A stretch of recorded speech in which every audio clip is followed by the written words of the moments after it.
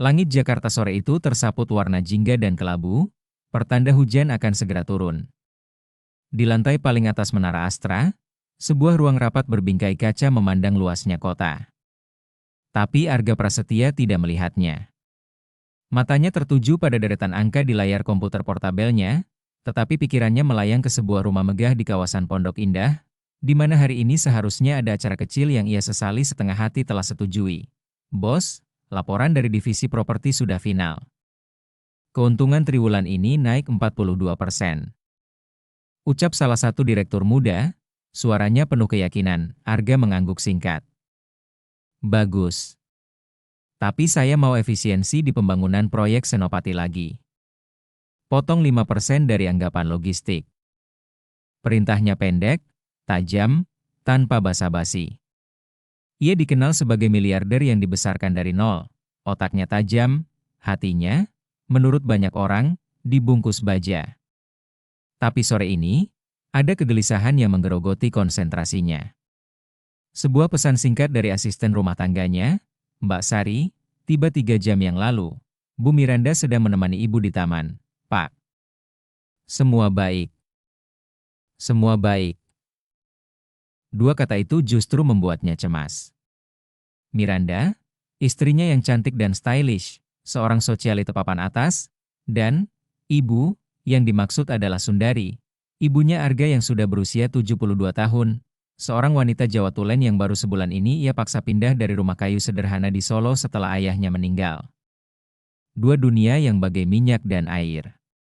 Dan hari ini, Miranda menjamu Sundari dengan jamuan teh ala Haiti. Sebuah ide yang dari sananya sudah terasa salah bagi Arga. Rapat ditutup. Saya harus pulang, ucap Arga tiba-tiba, memotong presentasi seorang manajer. Wajah-wajah di ruangan itu terkejut. Arga Prasetya pulang sebelum pukul 20? Itu hampir tidak pernah terjadi. Tapi tanpa banyak penjelasan, ia melipat laptopnya, mengangguk pada para direksinya, dan melangkah cepat keluar ruangan. Di dalam Rolls-Royce Phantom yang meluncur mulus, Arga menatap keluar jendela. Pikirannya kembali ke masa lalu. Ke sosok Sundari yang berjualan nasi kucing di emperan toko, tangannya yang keriput membungkus nasi dengan daun pisang, menyisihkan recehan demi recehan untuk sekolahnya. Ibunya adalah wanita sederhana yang bahasanya adalah bahasa Jawa halus dan tindakannya adalah pelayanan tanpa pamrih. Sedangkan Miranda adalah mahakarya kehidupan barunya. Cantik, lulusan luar negeri, fasih berbahasa Inggris dan Prancis, menguasai seni menjadi tuan rumah yang sempurna. Tapi Arga tahu, di balik senyum manisnya, Miranda memandang rendah segala sesuatu yang berbau kampungan. Termasuk, Arga menduga, cara ibunya bersendawa pelan setelah makan atau kebiasaannya membungkus sisa makanan di kain sapu tangan. Cepatan sedikit, Yanto, desaknya pada sopirnya. Hujan mulai rintik-rintik membasahi kaca mobil. Di rumah megah bergaya minimalis itu, jamuan teh memang sedang berlangsung. Tapi suasana di teras belakang yang menghadap Taman Jepang Nan Asri itu jauh dari kata baik, seperti dilaporkan Mbak Sari. Sundari duduk di kursi empuk yang membuatnya merasa tenggelam. Di hadapannya, meja rendah marmer dipenuhi piranti teh porselen bertatahkan emas, cupcake berwarna-warni yang terlalu kecil untuk dinikmati, dan finger sandwich yang ia tidak tahu harus memakannya dari mana. Tangannya yang bergetar halus, gejala awal Parkinson yang mulai muncul, nyaris menjatuhkan cangkir tipis itu. Ibu harus hati-hati, loh. Cangkir ini satu set limited edition dari London. Satu saja pecah, harganya bisa untuk beli motor baru, ucap Miranda dengan senyum tipis, tapi nadanya dingin.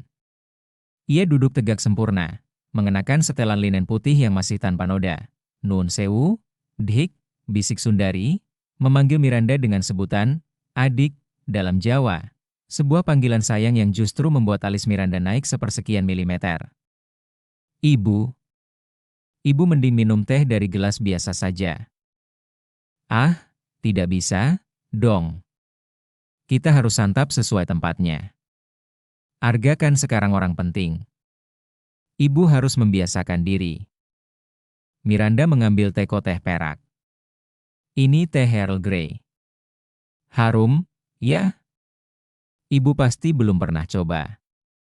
Kalimat itu Meski diucapkan ringan, menusuk seperti pisau. Sundari menunduk, menatap lipatan kebayanya yang sederhana, terasa sangat tidak cocok dengan sekelilingnya. Matanya yang keruh memandang ke taman yang terlalu rapi, terlalu sempurna, tidak ada satupun tanaman yang boleh tumbuh sembarangan. Berbeda dengan halaman kecil di Solo tempat ia menanam kencur dan daun pandan. "Mir." Bu Miranda, panggil Sundari, berusaha keras menggunakan bahasa Indonesia yang terbata-bata.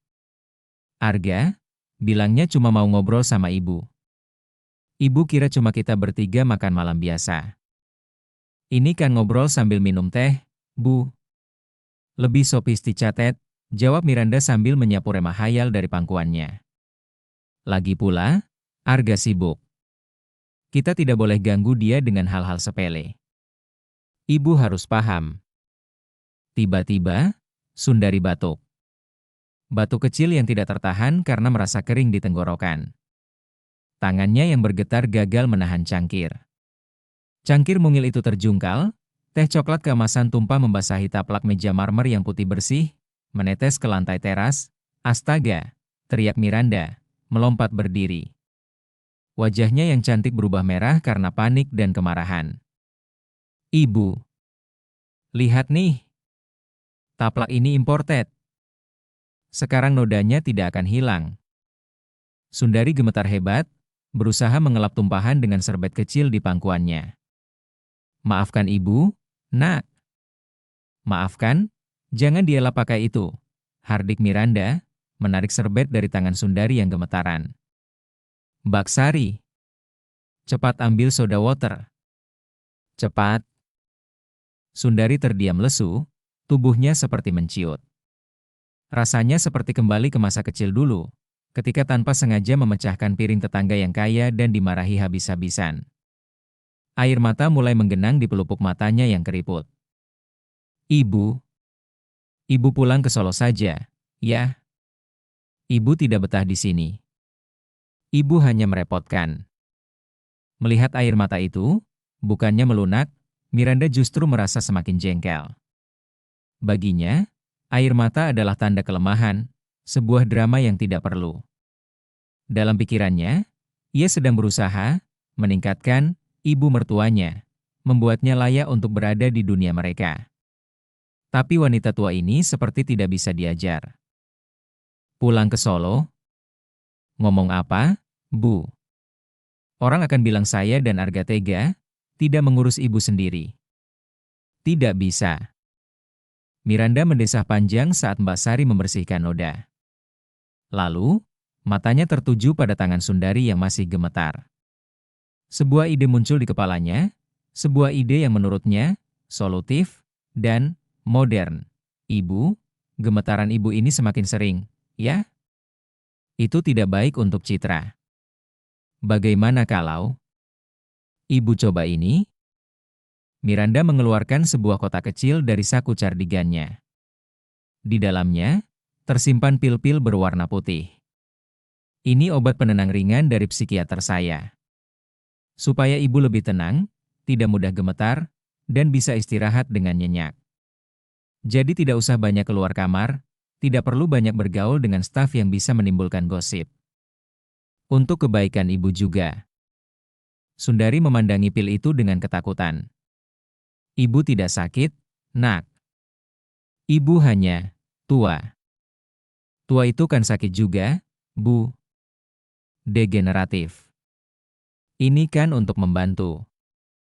Miranda meletakkan 2 butir pil di hadapan Sundari, lalu menuangkan air ke gelas kristal. "Minum saja. Nanti ibu akan merasa lebih nyaman. Lebih patuh." Kata patuh itu menggantung di udara, berbau manipulasi dan niat mengendalikan. Sundari melihat wajah menantunya yang tegas, ke taman yang asing, ke rumah megah yang terasa seperti penjara berlapis emas. Di saat itulah, hujan mulai deras. Dan di saat yang sama, dari dalam rumah, terdengar suara pintu depan dibuka, diikuti langkah cepat dan galak yang sangat dikenalnya. Langkah anak satu-satunya Arga tiba. Lebih awal dari biasanya. Dan wajahnya, begitu melihat ibunya yang duduk lesu dengan pil di hadapannya, dan istrinya yang berdiri dengan ekspresi campuran marah dan salah tingkah, langsung berubah gelap. Apa yang sedang terjadi di sini? Suara Arga menggema di teras, memecah kesunyian yang hanya diisi derai hujan. Miranda terkejut, berbalik dengan cepat. Arga? Kamu pulang sudah? Arga tidak menjawab. Matanya, tajam dan penuh amarah yang mendidih, menyapu seluruh pemandangan. Taplak bernoda, cangkir yang sudah dikumpulkan Mbak Sari, air mata yang masih membasahi pipi ibunya yang pucat, dan 2 butir pil putih yang tergeletak di atas meja marmer, bagai tuduhan yang nyata jantungnya berdebar kencang. Sebuah firasat buruk yang telah menghantuinya sepanjang hari kini menjadi kenyataan di depan matanya. Dan dalam dadanya, sesuatu yang keras selama ini, baja yang membungkus hatinya, retak. Retak oleh pandangan ketakutan di mata ibunya sendiri. Miranda, gertaknya, suaranya parau dan histeris, melampaui gemuruh hujan. Apa yang kau lakukan pada ibu? Sundari menangis semakin keras, tubuhnya menggigil. Miranda membeku, mulutnya terbuka, mencari-cari alasan yang sempurna yang tiba-tiba menguap dari kepalanya. Dan Arga berdiri di ambang pintu teras, hujan membasahi bahannya jas mahalnya, melihat 2 wanita dalam hidupnya. Satu yang memberinya segalanya, dan satu yang, dalam kemarahan buta ini, ia rasa sedang merenggut segalanya. Drama keluarga itu baru saja dimulai, dan badainya telah tiba lebih dahulu dari yang diduga. Hujan mengguyur kaca jendela tinggi di ruang keluarga, menciptakan tirai cair yang mengaburkan dunia luar yang megah. Tapi di dalam, badai yang lebih dahsyat sedang meledak. Suara Arga yang histeris masih menggantung di udara, bersaing dengan deru hujan. Apa yang kau lakukan pada ibu? Teriak Arga lagi, melangkah mendekati meja. Matanya, biasanya dingin dan penuh perhitungan, sekarang membara bagai bara. Ia melihat pil-pil putih itu, lalu menatap Miranda yang membeku. Arga, tenang dulu. Kamu salah paham, ucap Miranda, mencoba mengambil alih kendali dengan nada datar meski jantungnya berdebar kencang.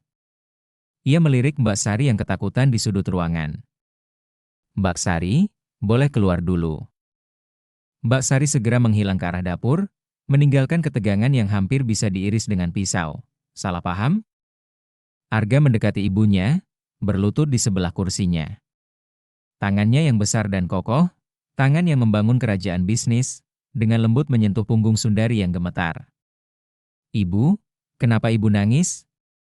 Pil ini apa? Suaranya menjadi lebih lembut, tapi masih tegang. Sundari hanya menggeleng. Tangannya mencengkeram erat lengan Arga seperti anak kecil yang ketakutan. Tidak apa-apa, nak. Tidak apa-apa. Ibu hanya tidak sengaja.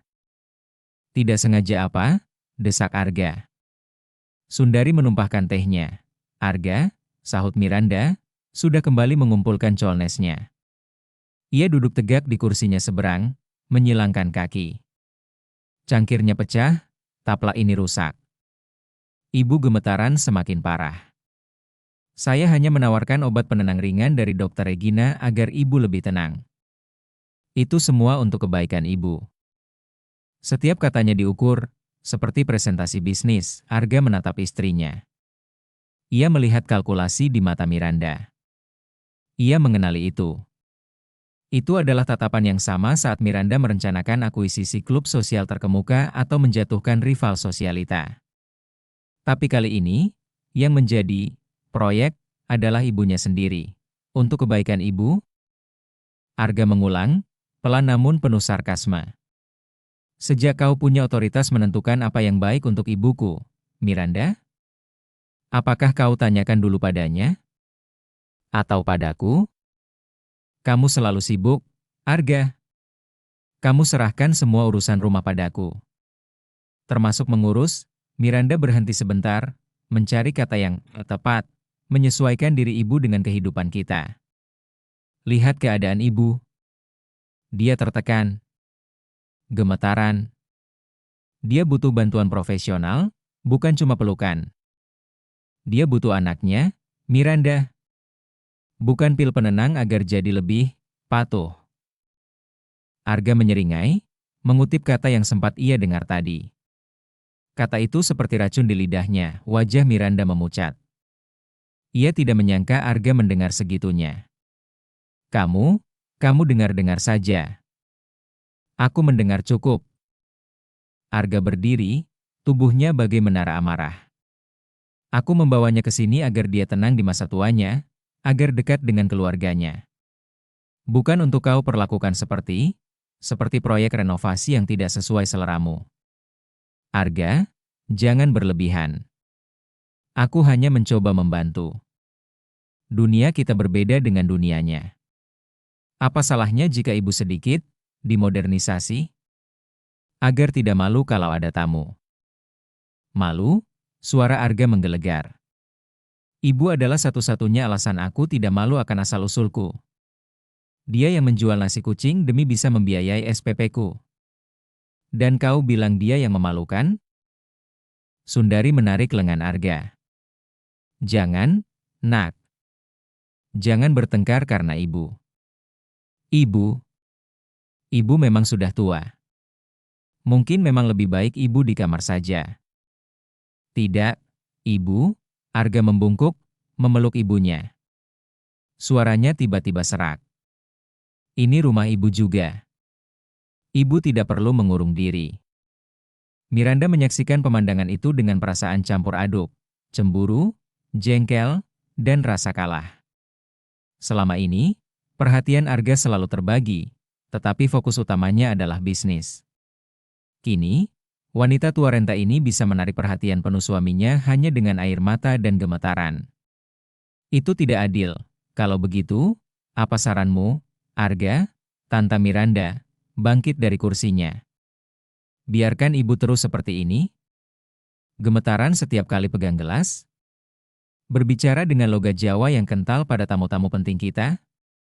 Terus terang, beberapa teman sudah bertanya. Mereka khawatir.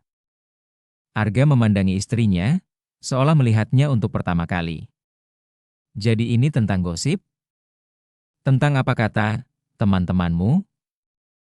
Mereka yang lebih penting daripada kenyamanan ibuku sendiri? Ini tentang kita, Arga. Reputasi kita. Kamu pikir kekayaanmu hanya soal angka di ban? Ini tentang bagaimana kita dipandang. Dan ibu, ia menunjuk Sundari yang terkesiap, ibu adalah bagian dari gambar itu. Gambar yang harus sempurna. Tidak ada yang sempurna, Miranda. Kecuali mungkin wajahmu setelah disuntik botox. Ucapan itu meluncur tanpa filter, tajam dan kejam. Miranda terhenyak, seperti ditampar. Air mata, yang kali ini asli, membuat matanya berkaca-kaca. Kamu tega mengatakan itu padaku? Setelah semua yang kulakukan untuk membangun rumah ini, untuk menjadi istri yang sesuai dengan duniamu? Duniamu, Miranda. Ini adalah duniamu yang penuh dengan porselen mahal dan gosip. Aku hanya menyediakan uangnya. Yang kubutuhkan adalah keluargaku merasa nyaman, bukan merasa seperti sedang diwawancara untuk majalah. Pertengkaran itu terus berlanjut, saling memuntahkan luka dan kekecewaan yang terpendam bertahun-tahun. Sundari merasa seperti tenggelam. Setiap kata seperti pukulan. Ia mendengar ketidakpuasan Arga yang selama ini terpendam, mendengar kekecewaan Miranda yang berubah jadi kemarahan. Dan ia merasa menjadi akar dari semua ini. Cukup, teriak Sundari tiba-tiba, dengan suara yang lebih lantang dari yang bisa dibayangkan dari tubuhnya yang ringkih. Keduanya terhenti, menatapnya. Cukup, nak-nak. Ibu tidak mau jadi penyebab keributan. Ibu akan ke kamar. Tanpa menunggu jawaban, Sundari berusaha berdiri. Tangannya yang gemetar mencari pegangan. Arga segera membantu. Ibu, aku antar. Tidak usah. Temani istrimu, bisik Sundari, matanya penuh kepedihan yang dalam. Ibu bisa sendiri. Dengan langkah tertatih, wanita tua itu meninggalkan teras, menyusuri koridor mewah yang dipenuhi lukisan abstrak mahal yang tidak pernah ia mengerti. Ia merasakan setiap hiasan, setiap benda seni di rumah itu memandangnya dengan hina.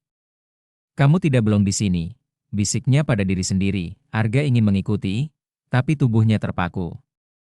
Kemarahannya pada Miranda masih membara, Tapi kekhawatiran pada ibunya menciptakan badai lain di dalam dirinya.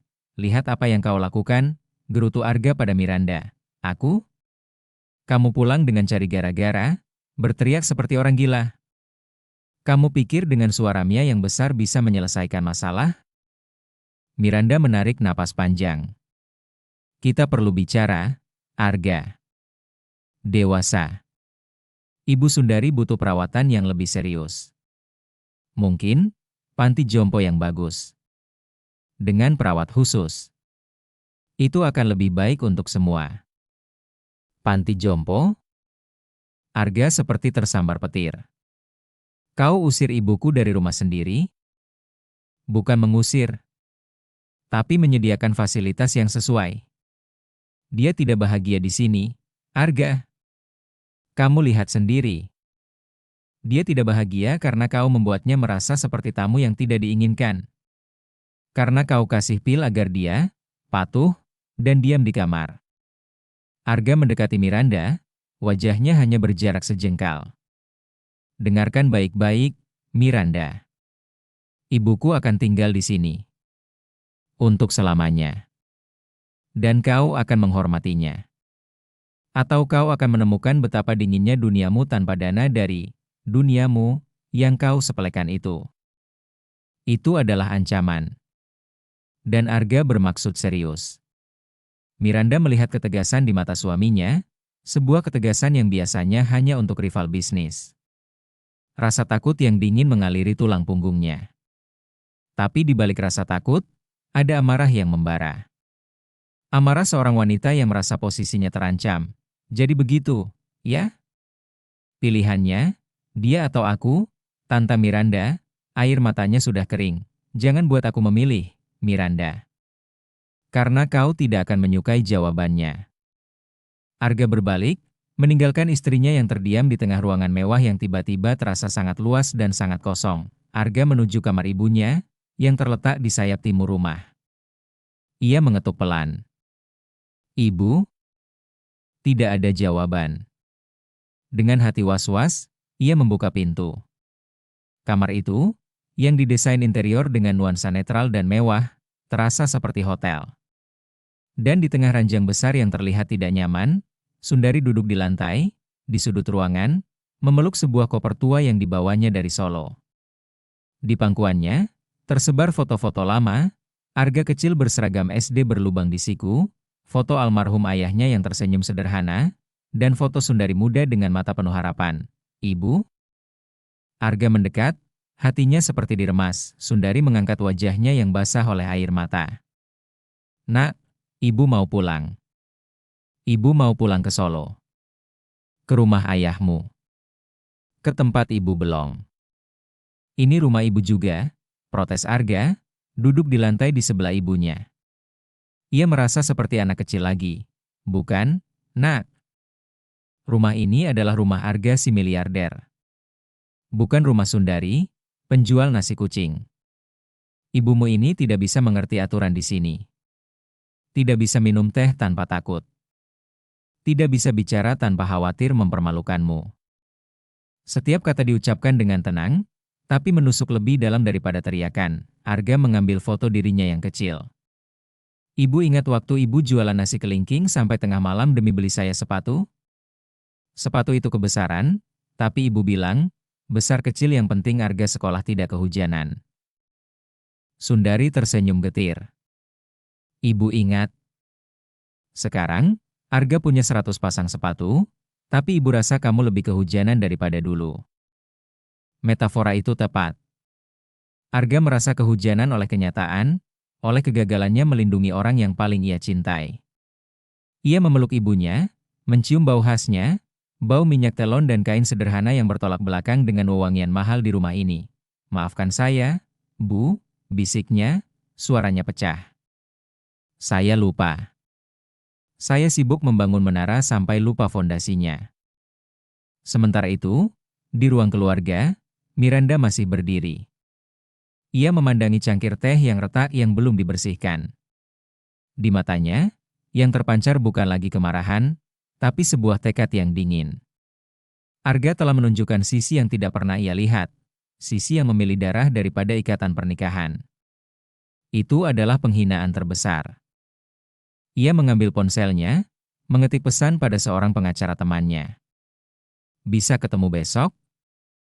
Urusan penting. Lalu, ia melihat ke arah kamar Sundari.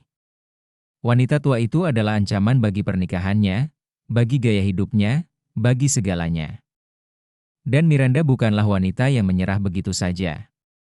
Jika perang sudah dikobarkan, maka ia akan berperang. Di kamar yang terasa asing itu, Arga dan ibunya duduk di lantai, dikelilingi kenangan masa lalu yang sederhana. Di luar, hujan masih deras, menyapu jalanan kota yang glamor. Tapi di dalam hati Arga, sebuah badai baru saja dimulai. Badai penyesalan, amarah, dan keputusan yang harus diambil. Ia baru menyadari bahwa kekayaan terbesarnya sedang menangis di pelukannya, dan kekayaan materialnya yang lain tiba-tiba terasa tidak berarti.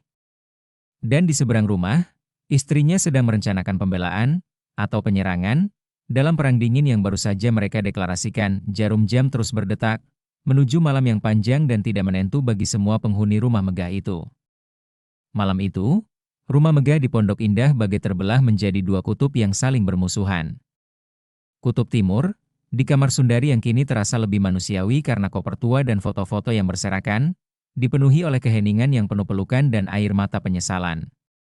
Kutub Barat, di kamar utama yang mewah, dipenuhi oleh dinginnya keheningan lain, kemarahan yang membeku menjadi es. Arga tidak kembali ke kamar istrinya. Ia meminta Mbak Sari menyiapkan kamar tamu di sebelah kamar ibunya. Tindakan itu sendiri adalah sebuah pernyataan perang yang lebih nyata daripada teriakan tadi sore. Sepanjang malam, ia duduk di samping ranjang Sundari yang akhirnya tertidur karena kelelahan menangis. Ia memandangi wajah ibunya yang keriput, setiap garis di sana bercerita tentang pengorbanan yang tak terhitung.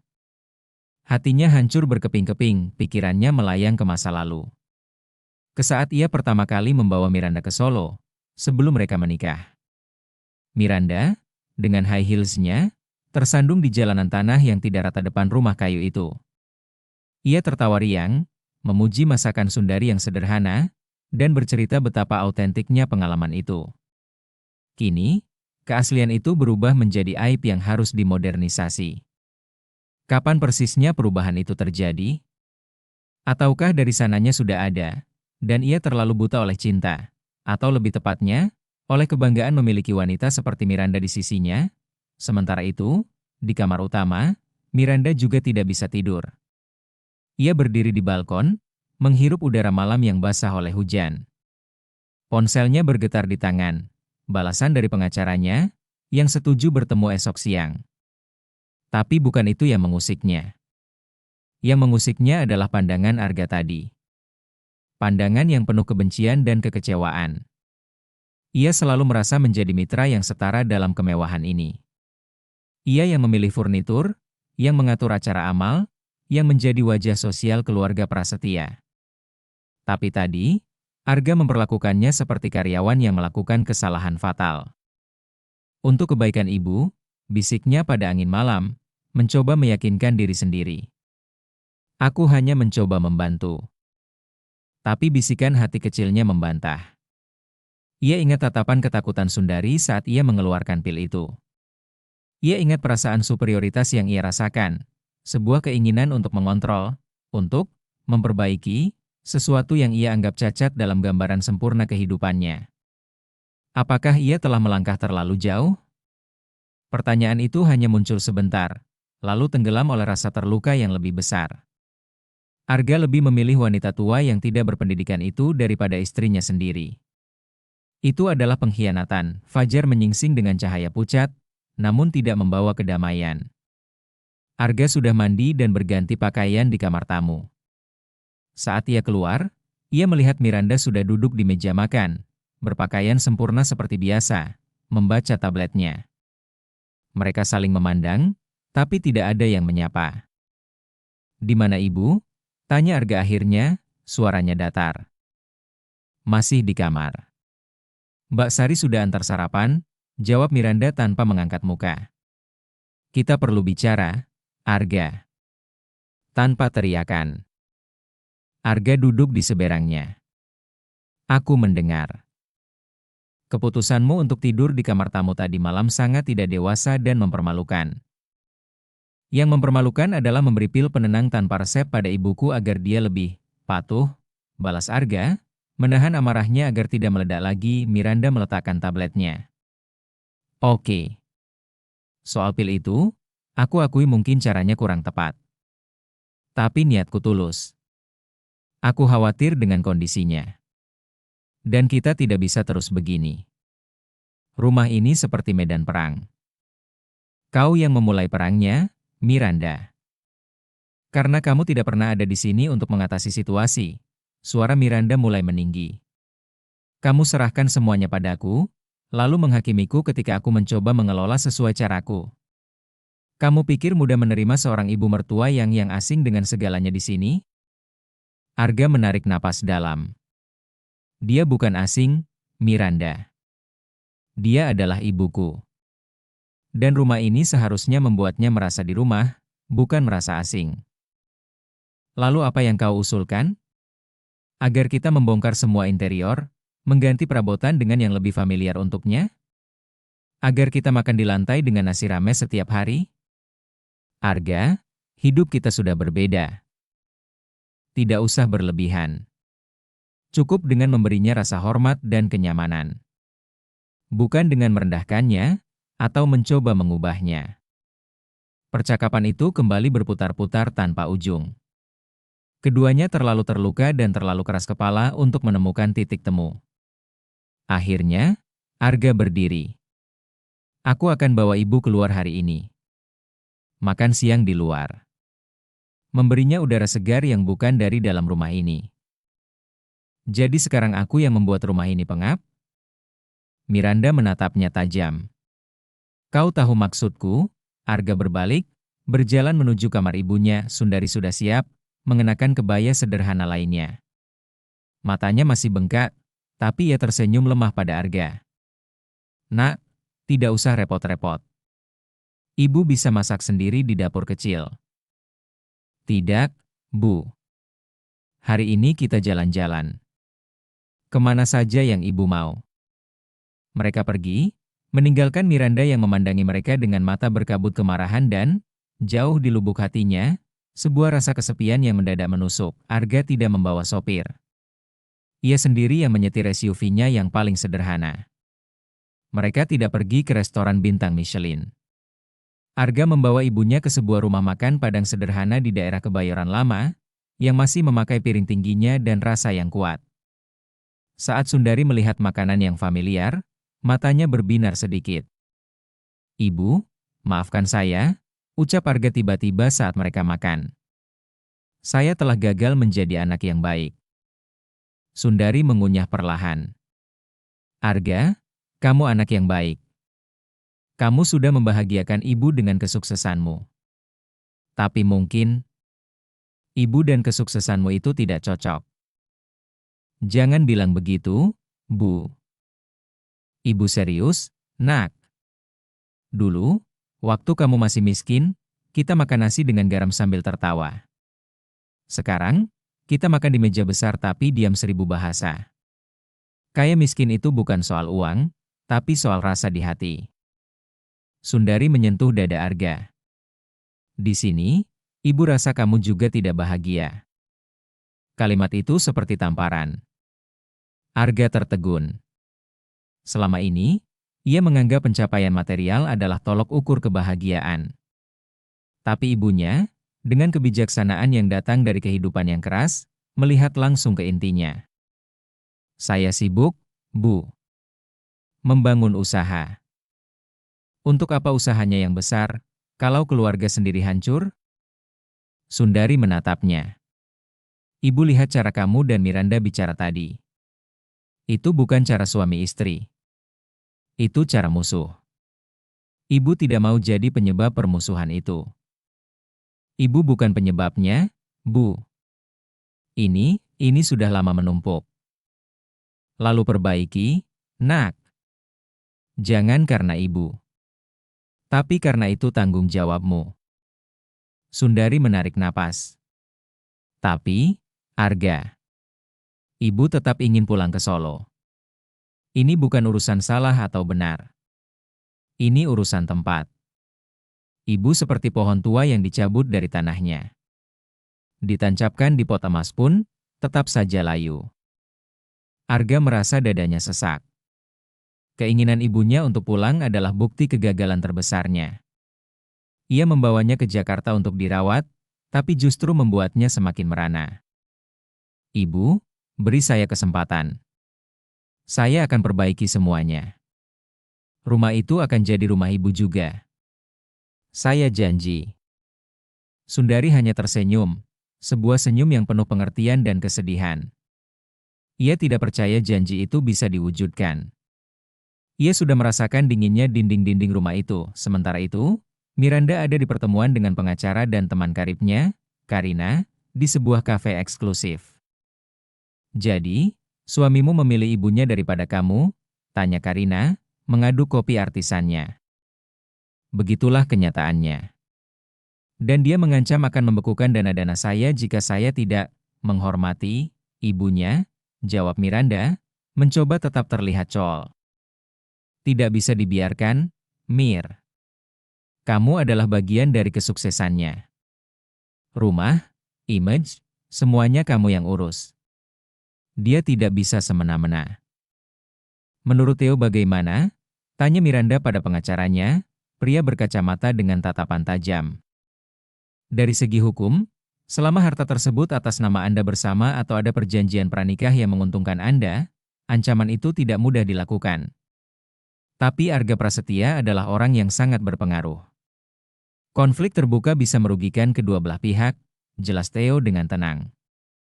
Saya sarankan pendekatan negosiasi. Tapi untuk itu, Anda perlu posisi tawar. Posisi tawar seperti apa? Theo sedang menyelidiki beberapa hal, ujar Karina dengan senyum tipis. Tentang perusahaan Arga di beberapa proyek properti. Ada beberapa kelemahan yang bisa jadi bahan negosiasi. Miranda terkesiap. Kamu maksud menjatuhkannya? Bukan menjatuhkan. Tapi mengingatkannya bahwa kamu bukan hanya hiasan di rumahnya. Kamu punya kekuatan juga. Karina menepuk tangan Miranda. Dia lupa bahwa untuk mencapai posisinya sekarang, butuh lebih dari sekedar kerja keras. Butuh image yang baik. Dan kamu adalah arsitek image itu. Miranda merasa tidak nyaman. Ini melangkah terlalu jauh. Tapi bayangan Arga yang memeluk ibunya dengan penuh kasih, sementara ia dibiarkan sendiri, membuat rasa tidak nyaman itu tenggelam. Ia ingin Arga kembali, ingin kehidupan glamornya aman. Dan jika itu butuh pertempuran yang lebih kotor, mungkin itu perlu. Lakukan apa yang harus dilakukan, Theo. Tapi hati-hati, instruksi Miranda. Theo mengangguk. Tentu, Bu Miranda. Sepulang dari makan siang, suasana rumah masih tegang. Tapi Arga bertekad menepati janjinya. Ia memanggil kepala staf rumah tangga. Mulai besok, menu makan disesuaikan. Ada masakan Jawa setiap hari. Ibu Sundari yang memutuskan menunya. Ia juga pergi ke kamar ibunya. Bu, apa yang bisa kita ubah di kamar ini agar ibu lebih nyaman? Sundari awalnya menolak, tapi melihat ketulusan Arga, ia akhirnya mengeluarkan beberapa permintaan kecil. Kalau bisa, kasur ibu tidak terlalu empuk. Pinggang ibu sakit. Dan ibu mau ada foto ayahmu di sini. Sama, kalau bisa ada meja kecil untuk menaruh sesaji untuknya. Permintaan sederhana itu dengan cepat diwujudkan Arga. Kasur diganti, foto diletakkan, dan sebuah meja kecil altar didatangkan. Perubahan kecil itu seperti menyuntikkan jiwa ke kamar yang sebelumnya steril itu. Miranda menyaksikan semua perubahan itu dengan perasaan semakin tersingkir. Rumah yang ia desain dengan penuh cita rasa tinggi perlahan, dirusak oleh kehadiran Sundari. Saat ia melihat meja altar kecil dengan dupa dan foto almarhum ayah mertuanya di sudut kamar, ia merasa itu seperti sebuah invasi budaya yang ia tidak pahami dan tidak mau pahami. Malam kedua setelah pertengkaran, Arga kembali tidur di kamar tamu. Tapi kali ini, sebelum tidur, ia mengunjungi kamar Miranda. Kita tidak bisa begini terus, Miranda, ucapnya, berdiri di ambang pintu.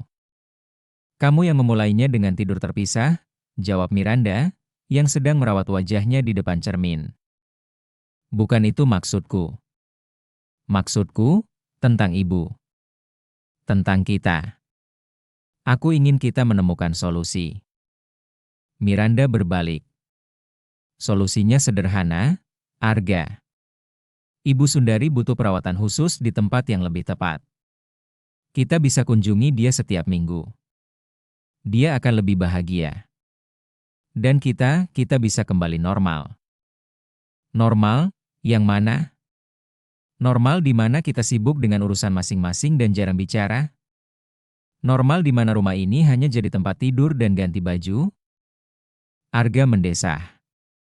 Aku sudah kehilangan ayahku tanpa sempat membalas budinya. Aku tidak akan membiarkan ibuku menghabiskan masa tuanya di tempat asing, jauh dari keluarganya. Jadi sekali lagi, pilihannya adalah dia. Baiklah. Miranda kembali membalikkan badan, sinyal bahwa percakapan selesai. Arga pergi dengan perasaan frustasi. Ia merasa seperti berteriak pada dinding yang dilapisi beludru. Keras, tapi tidak meninggalkan bekas. Keesokan harinya, badai benar-benar pecah. Sebuah amplop coklat tebal diantar kurir khusus untuk Arga di kantornya. Isinya adalah foto-foto dan dokumen yang mengindikasikan adanya penyimpangan dalam proyek properti terbarunya di kawasan BSD, yang melibatkan salah satu pejabat tinggi. Foto itu diambil dari sudut yang sangat spesifik, seolah-olah ada orang dalam yang membocorkan. Tidak ada ancaman tertulis, tapi pesannya jelas, seseorang punya senjata untuk melawannya. Arga langsung tahu sumbernya. Hanya ada satu orang yang punya akses ke beberapa informasi itu dan punya motif untuk menekannya. Miranda, amarahnya meledak, tapi kali ini, amarah yang dingin dan berbahaya. Ia segera pulang, lebih awal lagi. Saat ia masuk, Miranda sedang memeriksa bunga-bunga anggrek di taman dalam. Surat yang bagus, ucap Arga, melemparkan amplop itu ke meja marmer di dekat Miranda. Kreatif. Langsung ke inti. Miranda pucat. Ia tidak menyangka Theo bertindak secepat itu, dan sebelak-belak itu. Aku tidak tahu apa itu. Jangan main-main, Miranda. Kau kira aku tidak kenal caramu? Kau kira dengan ancaman kotor seperti ini aku akan mengusir ibuku? Kau salah besar. Kau justru menunjukkan siapa dirimu yang sebenarnya. Ketakutan di wajah Miranda berubah jadi pembelaan diri yang agresif. Dan kau menunjukkan siapa dirimu dengan memilih seorang wanita tua daripada istrimu yang telah membantumu membangun semua ini. Aku berhak bertaruh. Taruh? Jadi pernikahan kita adalah taruhan? Dan sekarang kau memakai kartu kotor? Arga tertawa getir. Bagus. Kalau begitu, permainan baru saja dimulai. Arga menuju kamar ibunya. Sundari sedang duduk di balkon kecil kamarnya, memandangi burung-burung di sangkar emas yang ditempatkan Miranda di taman. Ibu, kita pergi. Kemana, nak? Kita ke Solo. Sekarang. Untuk beberapa hari. Arga tahu ini adalah pelarian.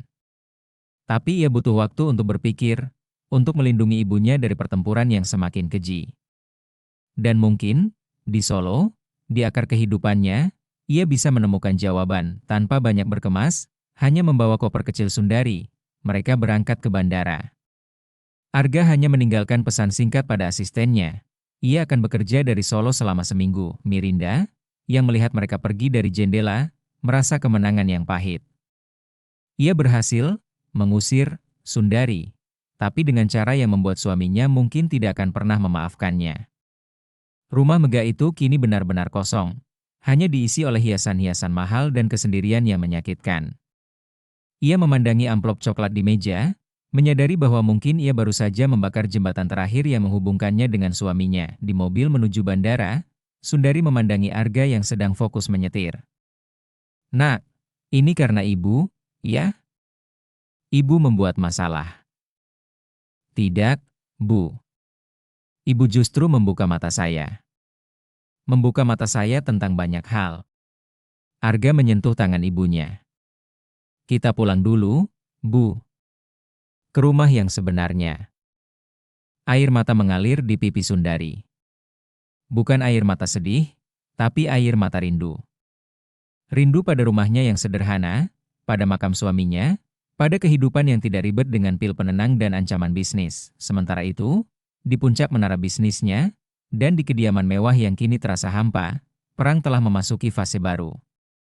Sebuah perang yang tidak hanya tentang seorang ibu dan menantu, tapi tentang nilai-nilai, tentang cinta yang telah terkikis, dan tentang harga dari kekayaan yang ternyata terlalu mahal untuk dibayar. Pesawat terbang menembus awan, meninggalkan Jakarta yang gemerlap dengan segala drama dan kepedihannya. Di kursi kelas 1, Sundari duduk dekat jendela, tangannya menempel pada kaca dingin. Matanya memandang hamparan awan putih di bawah, tapi pikirannya sudah melayang ke tanah kelahirannya. Ke rumah kayu dengan teras yang selalu bersih, ke makam suami tercinta, ke aroma tanah setelah hujan yang jauh lebih harum daripada parfum-parfum mahal di rumah Arga. Arga duduk di sebelahnya, pikirannya berputar liar. Amplop coklat itu masih membekas di benaknya seperti luka bakar. Pengkhianatan itu dalam, terencana, dan menusuk tepat di titik terlemahnya, reputasi bisnisnya. Miranda telah melancarkan serangan nuklir, dan ia harus memilih, menyerah atau membalas. Tapi di tengah semua itu, ada tangan kecil dan keriput yang memegang lengannya. Ibunya. Titik tetap di tengah pusaran kegilaan hidupnya. Sudah lama ibu tidak naik pesawat, gumam Sundari, memecah keheningan. Maaf, Bu. Saya terlalu sibuk, jawab Arga, merasa bersalah lagi. Tidak apa. Yang penting sekarang kita pulang. Senyum di wajah Sundari tulus, tidak seperti senyum tipis yang sering ia lihat di Jakarta. Ibu ingin masak sayur lodeh buat kamu. Pakai labu siam dari kebun sendiri. Kalau ada. Pasti ada, Bu. Solo menyambut mereka dengan matahari sore yang hangat dan udara yang lebih ringan. Begitu keluar dari mobil sewaan dan menginjakkan kaki di tanah depan rumah kayu sederhana di Laweyan, Sundari seperti berubah. Langkahnya yang tertatih-tatih di Jakarta menjadi lebih mantap. Matanya yang sering menunduk, kini berbinar, menyapu setiap sudut rumah yang telah ditempati seorang sepupu yang menjaganya. Mak Eti. Mak Eti, aku pulang. Panggil Sundari dengan suara lantang yang tak pernah Arga dengar di Jakarta. Sepupunya, seorang wanita seusianya dengan kebaya sederhana, keluar sambil terisak. Sundari. Kirain kamu tidak mau pulang lagi, jadi orang kota. Mereka berpelukan, tertawa, dan menangis. Arga menyaksikan adegan itu dengan hati penuh perasaan. Di sini, ibunya hidup. Bukan hanya bernapas, tapi benar-benar hidup. Ia menyadari betapa egoisnya ia telah memaksakan ibunya masuk ke dalam sangkar emas di Jakarta. Rumah itu masih sama. Bau kayu jati tua, anyaman bambu, dan aroma kemenyan samar-samar. Foto ayahnya masih tergantung di ruang tengah, tersenyum seperti menyambut.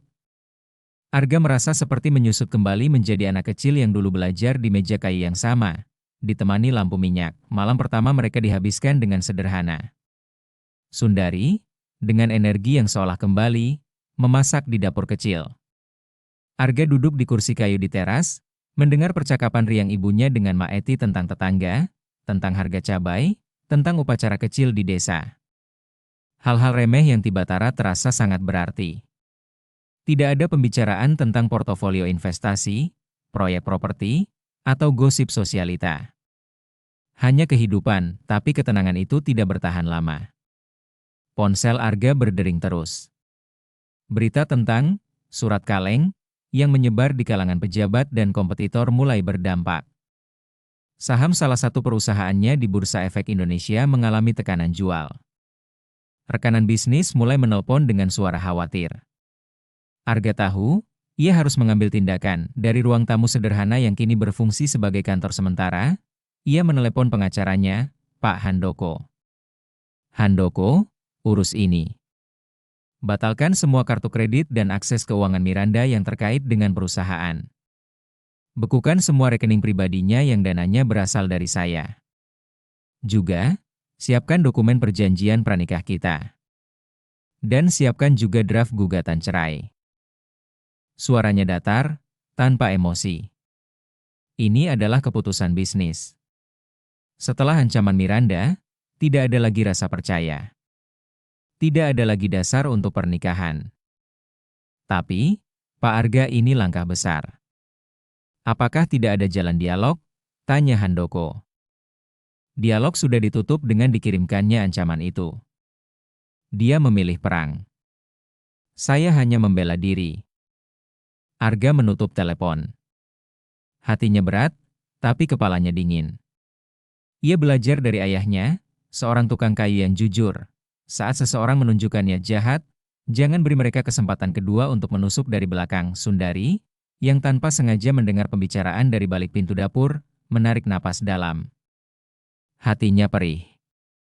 Ia tidak ingin pernikahan anaknya hancur karenanya. Malam itu, setelah Maeti pulang, Sundari duduk di sebelah Arga di teras, ditemani secangkir teh jahe panas.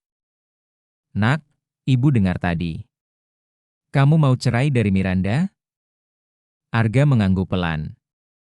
Tidak ada pilihan lagi, Bu. Dia melukai saya dengan cara yang tidak bisa dimaafkan. Tapi dulu kamu sangat mencintainya. Dulu, gumam Arga. Mungkin saya mencintai ide memiliki dia. Sebuah simbol kesuksesan saya. Tapi cinta sejati, mungkin tidak pernah ada. Tidak seperti cinta ibu dan bapak. Sundari memandangi bulan purnama yang bersinar terang di langit Solo. Cinta itu seperti pohon, Nak. Butuh dirawat, disiram, diberi pupuk. Kalau dibiarkan, ia mati. Kamu dan Miranda sibuk sendiri. Masing-masing punya dunianya. Ibu lihat dari dulu. Kamu cari uang, dia cari kemewahan. Tapi siapa yang cari kebahagiaan bersama? Pertanyaan itu sederhana, tapi mengguncang. Arga terdiam. Selama ini, ia mengira uang dan kemewahan adalah jalan menuju kebahagiaan. Ternyata, ia dan Miranda tersesat di jalan yang sama-sama salah. Ibu tidak mau kamu cerai karena ibu. Kalau ada cinta yang tersisa, perbaiki. Tapi kalau memang sudah seperti kaca pecah, lebih baik disingkirkan sebelum melukai lebih dalam. Sundari memegang tangan Arga. Tapi ingat, Nak. Kekayaan terbesar bukan uang, bukan tahta. Kekayaan terbesar adalah hati yang tenang dan orang-orang yang tulus di sekitar kita. Lihatlah ibu. Ibu miskin harta, tapi kaya hati karena dikelilingi orang-orang seperti Maeti, seperti kamu.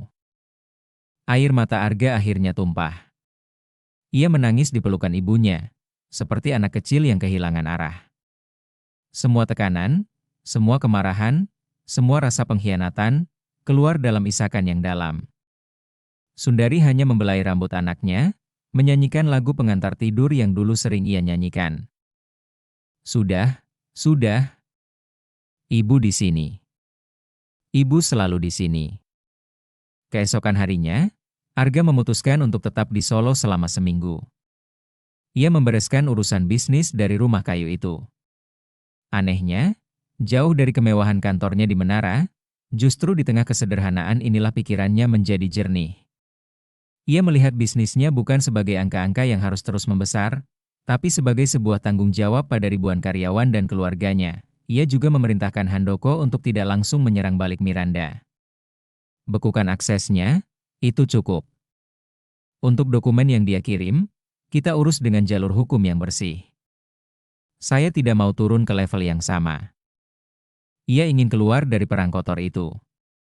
Tapi Miranda tidak. Di Jakarta, Miranda yang mendapati kartu kreditnya ditolak dan aplikasi mobile bankingnya tidak bisa mengakses rekening bersama, menjadi panik dan marah. Ia menelepon Arga puluhan kali, tapi tidak diangkat. Pesan-pesan panjang berisi amarah, tuntutan, hingga ancaman tak lagi dibaca. Karina datang menghibur. Tenang, Mir. Kamu masih punya kartu lain. Bukti yang kita punya kuat. Dia pasti akan menyerah. Tapi Miranda mulai meragukan strateginya. Ia menyadari, Yang ia kejar, gaya hidup mewah, status sosial. Semuanya bergantung pada Arga. Tanpa Arga, ia hanyalah mantan sosialite dengan skandal. Rasa kesepian di rumah megah itu semakin menjadi-jadi. Ia berjalan di koridor yang sunyi, dan untuk pertama kalinya, kemewahan itu terasa hampa, dingin, dan menakutkan. Ia memasuki kamar Sundari yang sekarang berubah. Melihat kasur yang lebih keras, meja altar dengan foto pria tua yang tersenyum, dan sebuah serbet bordir sederhana yang ditinggalkan Sundari. Tanpa disangka, air mata menetes di pipinya. Ia teringat pada neneknya sendiri dulu, yang juga memiliki serbet serupa. Nenek yang selalu menerimanya apa adanya. Sejak kapan ia menjadi wanita yang begitu dingin dan menghakimi, keraguan mulai menggerogoti hatinya. Di Solo, Arga menjalani kehidupan yang hampir terlupakan. Ia bangun pagi, membantu ibunya menyapu halaman, pergi ke pasar tradisional dengan Sundari, duduk di warung kopi mendengar obrolan warga. Ia mengenakan baju kaos dan celana pendek sederhana. Tidak ada yang mengenalinya sebagai miliarder. Dan itu melegakan. Suatu sore, mereka mengunjungi makam ayahnya di pemakaman umum. Sundari membersihkan nisan, menaburkan bunga, dan berdoa dengan khusyuk.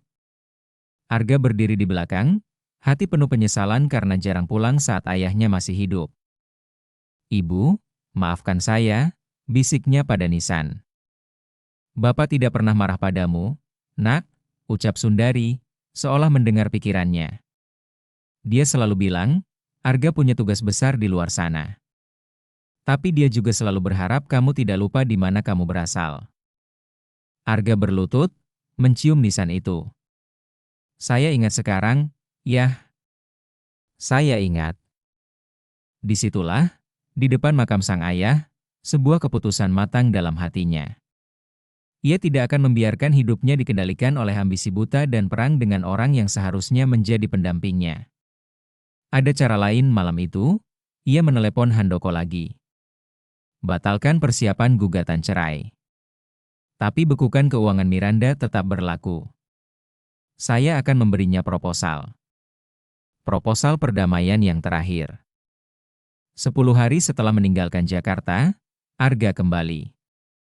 Tapi tidak sendirian. Sundari bersamanya. Kali ini, bukan dengan rasa takut, tapi dengan ketenangan seorang ibu yang akan mendampingi anaknya menyelesaikan masalah. Miranda, yang terlihat lebih kurus dan lesu, terkejut melihat mereka masuk. Rumah itu berantakan. Bunga di vas layu, koran berserakan, dan aura kesedihan menyelimuti setiap sudut. "Kamu pulang?" ucap Miranda, suaranya parau. "Saya pulang untuk bicara," jawab Arga.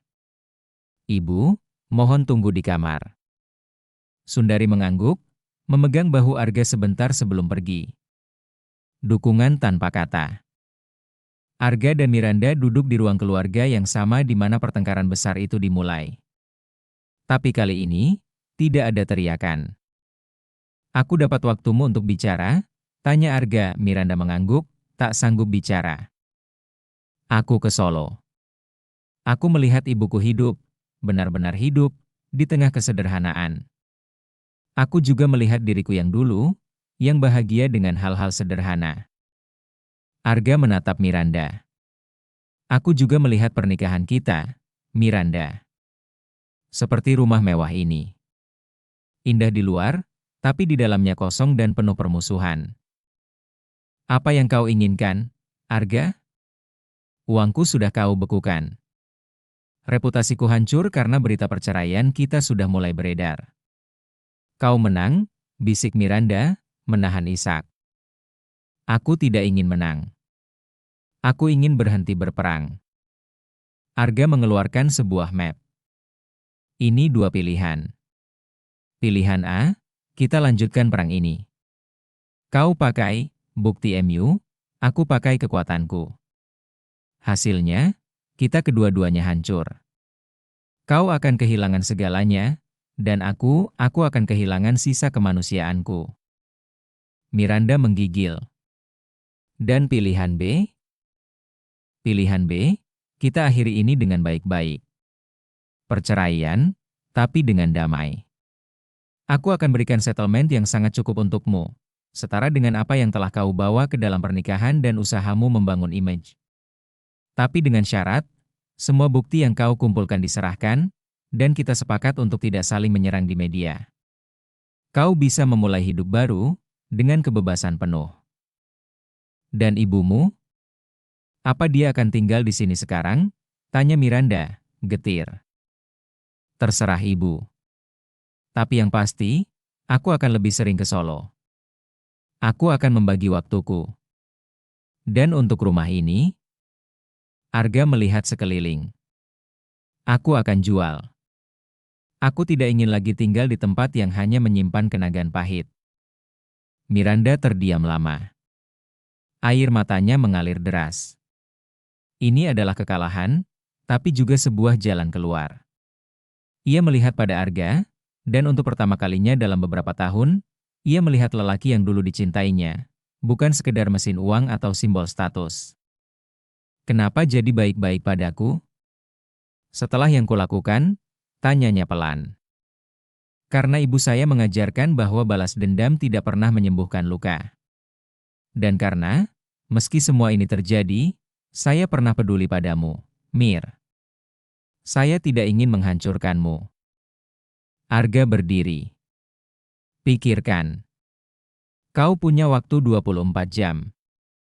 Sebelum pergi, ia berhenti di pintu. Oh ya, ibu ingin bertemu denganmu sebentar sebelum keputusan apapun. Mau? Miranda, penasaran dan penuh penyesalan, mengangguk. Pertemuan itu terjadi di teras belakang, tempat awal konflik. Sundari sudah duduk di sana, dengan 2 cangkir teh biasa, bukan porselen mahal, di atas meja kayu sederhana yang menggantikan meja marmer. Silakan duduk, nak, ucap Sundari. Miranda duduk, merasa canggung. Aku minta maaf, Bu. Untuk pil itu. Untuk semuanya, ucap Miranda, tulus. Sundari tersenyum. Sudah, nak. Ibu maafkan. Ibu hanya sedih melihat kamu dan Arga saling menyakiti. Hidup itu pendek. Terlalu pendek untuk diisi dengan kebencian. Ibu tidak membenci saya. Bagaimana bisa ibu membenci orang yang dicintai anak ibu? Sundari menepuk tangan Miranda. Kamu dan Arga mungkin tidak cocok. Tapi itu tidak membuatmu jadi orang jahat. Kamu hanya tersesat, seperti Arga. Terlalu silau oleh gemerlap dunia. Miranda menangis lagi, tapi kali ini, tangis yang membebaskan. Ia bercerita pada Sundari tentang masa kecilnya yang penuh tekanan untuk menjadi sempurna, tentang kesepiannya di tengah keramaian sosialita, tentang ketakutannya kehilangan semua yang telah ia bangun. Sundari hanya mendengarkan, seperti seorang ibu mendengarkan anaknya. Tidak menghakimi. Kadang, kita perlu jatuh dulu untuk belajar berdiri di atas kaki sendiri, ucap Sundari setelah Miranda selesai. Pilihan Arga itu baik. Ambillah. Mulailah baru. Cari kebahagiaanmu yang sesungguhnya, bukan kebahagiaan yang dilihat orang. Pertemuan itu mengubah segalanya bagi Miranda. Keesokan harinya, ia menerima pilihan B. Ia menyerahkan semua salinan dokumen ke Arga dan menandatangani perjanjian damai. Perceraian mereka berjalan cepat dan tertutup. 6 bulan kemudian, rumah megah di Pondok Indah telah terjual. Arga membeli sebuah apartemen yang lebih sederhana di Jakarta untuk kebutuhan kerjanya, dan menghabiskan lebih banyak waktu di Solo. Ia mengubah rumah kayu orang tuanya menjadi lebih nyaman, tanpa menghilangkan rohnya. Ia bahkan membuka sebuah usaha kecil-kecilan untuk masyarakat sekitar, dikelola oleh Ma Eti dan sepupu-sepupu ibunya. Perusahaannya ia restrukturisasi. Ia mendelegasikan lebih banyak tanggung jawab, mengurangi proyek-proyek berisiko tinggi, dan fokus pada sustainability. Hidupnya tidak lagi diukur dari puncak menara, tapi dari ketenangan di teras rumah kayu. Sundari tetap di Solo, bahagia dikelilingi keluarga besarnya dan teman-teman seumurannya. Gemetarannya tidak hilang, tapi ia tidak peduli. Ia bebas. Dan Arga selalu ada di sampingnya, setidaknya seminggu sekali, menemani ibunya ke pasar atau sekadar duduk di teras. Suatu sore di teras rumah kayu itu, Sundari sedang menyulam, ditemani Arga yang membaca laporan. "Nak, Ibu dengar Miranda sudah buka galeri seni kecil di Bali." "Sukses," katanya, ucap Sundari. Arga tersenyum. "Iya, Bu. Dia akhirnya menemukan passion-nya. Kita kadang bertukar kabar. Dia lebih bahagia sekarang." "Dan kamu? Bahagia?" tanya Sundari, menatap dalam. Arga meletakkan laporannya. Ia memandangi matahari jingga yang mulai tenggelam di antara pepohonan, mendengar suara anak-anak tetangga bermain, mencium aroma masakan dari dapur. Ia melihat ibu tersenyum, sehat, dan damai. "Iya, Bu," jawabnya, suaranya penuh keyakinan. "Saya bahagia. Akhirnya, saya pulang. Bukan pulang ke sebuah tempat, tapi pulang ke diri sendiri. Pulang ke nilai-nilai yang sempat hilang. Pulang ke cinta yang tulus, yang tidak memerlukan porselen mahal atau pil penenang untuk diungkapkan." Dan di sanalah, di tengah kesederhanaan yang penuh makna, Arga Prasetya menemukan kekayaan sejati yang selama ini ia cari, kedamaian.